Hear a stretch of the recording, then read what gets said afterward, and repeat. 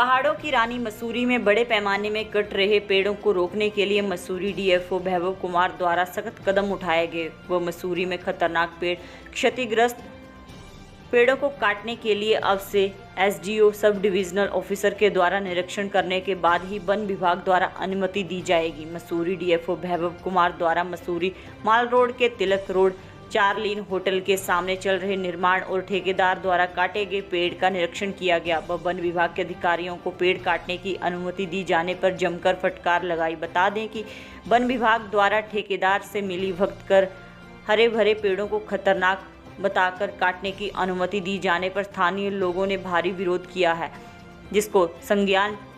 DFO Mussoorie द्वारा लेकर स्वयं निर्माण स्थल का निरीक्षण किया गया। पत्रकारों से बात करते हुए डीएफओ ने कहा कि मसूरी क्षेत्र में अब से किसी भी पेड़ को काटने की अनुमति एसडीओ के निरीक्षण और रिपोर्ट आने के बाद रिपोर्ट दी जाएगी, जिसका परीक्षण करने के बाद पेड़ को काटने की अनुमति मिलेगी। उन्होंने कहा कि निर्माण पर कर रहे ठेकेदार द्वारा उसकी भूमि पर मौजूद पेड़ों को खतरनाक बोलकर काटे जाने की अनुमति मांगी गई थी। उन्होंने कहा कि वन विभाग के अधिकारियों द्वारा किन परिस्थितियों में पेड़ को काटने की अनुमति दी गई, इसकी जांच की जा रही है, जिसको लेकर एसडीओ के नेतृत्व में 3 सदस्यीय टीम का गठन किया गया और अगर जांच समिति की रिपोर्ट आने के बाद ही अधिनियमों के तहत कार्रवाई की जाएगी। उन्होंने निर्माण स्थल पर ठेकेदार को कटे हुए पेड़ की जगह पर पेड़ लगाने के निर्देश दिए। उन्होंने कहा कि नोटिफाइड क्षेत्र पर किसी भी प्रकार का निर्माण नहीं किया जा सकता,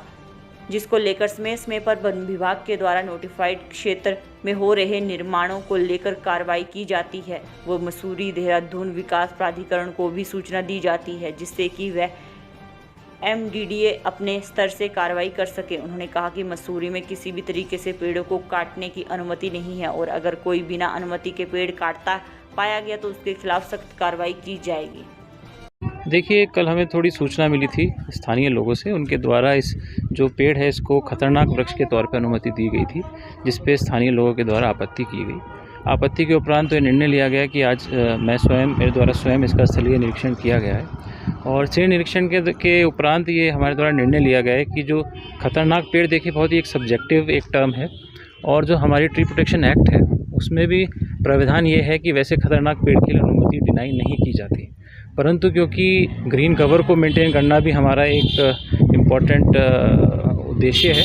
इसलिए इस प्रक्रिया में हम अब सुधार करेंगे आगे से। और जो हमारे एसडीओ हैं एसीएफ रैंक के अधिकारी मसूरी क्षेत्र में हर वृक्ष की पातन की स्वयं उनके द्वारा जो है स्थलीय जांच की जाएगी और उसके उपरांत ही जो है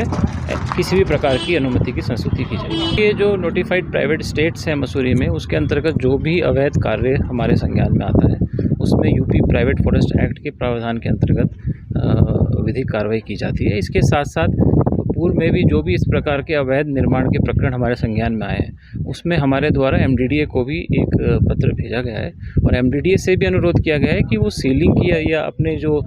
बायलॉज हैं उनके अंतर्गत जो भी आवश्यक कार्रवाई है वो भी अपने स्तर से इसमें कार्रवाई करें। तो यदि कोई भी ऐसा प्रकरण संज्ञान में आता है उसमें निश्चित ही जो भी आवश्यक विधिक कार्रवाई होगी वो की जाएगी। मैं एक एसडीओ की हमारी अध्यक्षता में इसमें एक जाँच टीम हम इसमें बनाएंगे और उसका दोबारा परीक्षण कराएंगे कि ये